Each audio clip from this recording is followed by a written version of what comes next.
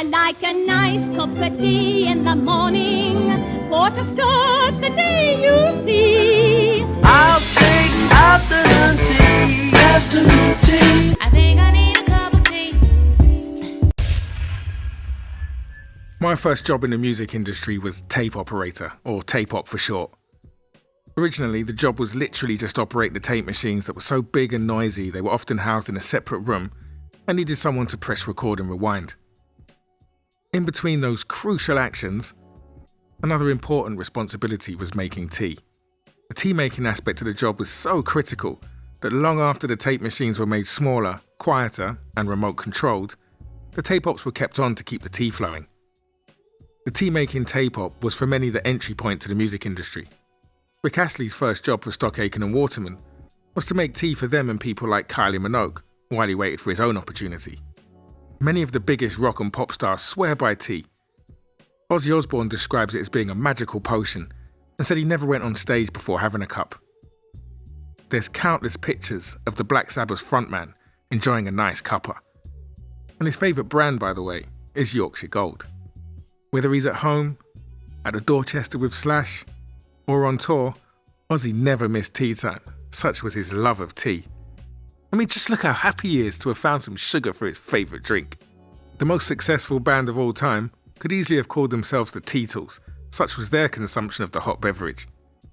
Here's Ringo in Abbey Road Studios, apparently drinking 2 cups at once. George Harrison too also loved the brew. Certain substances around at the time. Good Lord. You mean tea? Yes, we had a lot of tea and Chinese tea and biscuits.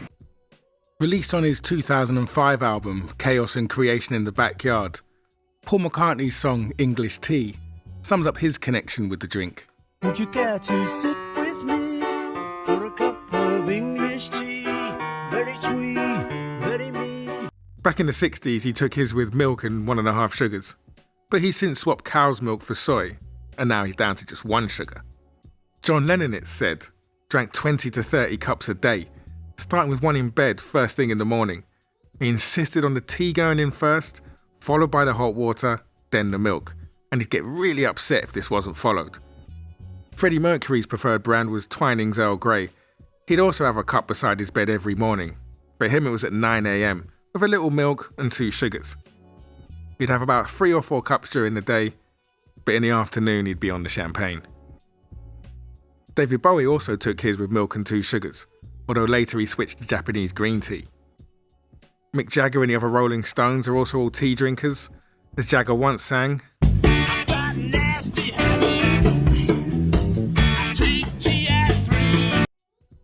oh look, here's Sting in 2022 pausing for a tea break on stage during a gig. Don't drink coffee, I take tea, my dear. And it isn't just the English rock and pop stars that love tea.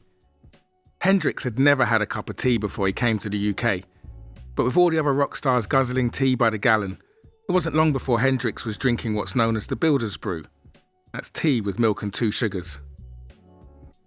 These pictures of Jimmy enjoying a cup of tea in the gardens of the Samarkand Hotel in London were taken on September 17th, 1970, the day before he died.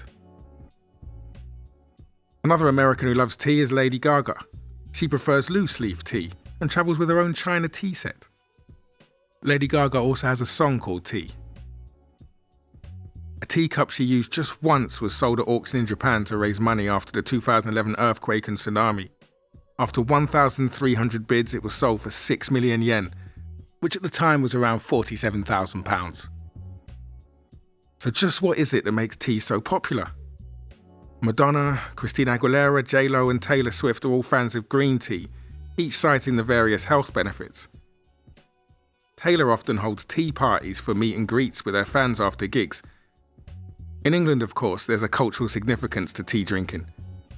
During the 1970s, workers in the UK went on strike over the length of tea breaks. When the kettle's boiling in Britain, everything stops for tea. That's not really surprising, since we in the United Kingdom are the world's champion tea drinkers. Our lives are organised around tea breaks. And sometimes a threat to stop tea breaks can bring factories to a standstill. So just like the song popular in Britain in the 1930s and 40s said, everything stops for tea. In this case, literally. Oh, the factories may be roaring with the boom-a-lacka, zoom-a-lacka wee, but there isn't any roar when the clock strikes 4. Everything stops for tea. Ironically, that song was written by 2 native New Yorkers with help from a Russian-born American. Jack Buchanan, who performs the song with a perfect English accent, was in fact Scottish. While tea has taken on a new metaphorical meaning in the social media age, for many people drinking tea still represents tranquil moments, social interactions and a sense of comfort. So it's understandable that for some of the most famous musicians and performers, putting on the kettle and having a simple cup of tea is a way to reconnect with their humble beginnings. What do you think? Let me know in the comments and be sure to subscribe and turn on notifications for all the latest videos. And if you want to support the channel, there's a few ways you can do that. You can use the thanks button under each video to send a tip, or grab something from the merch shelf or store tab.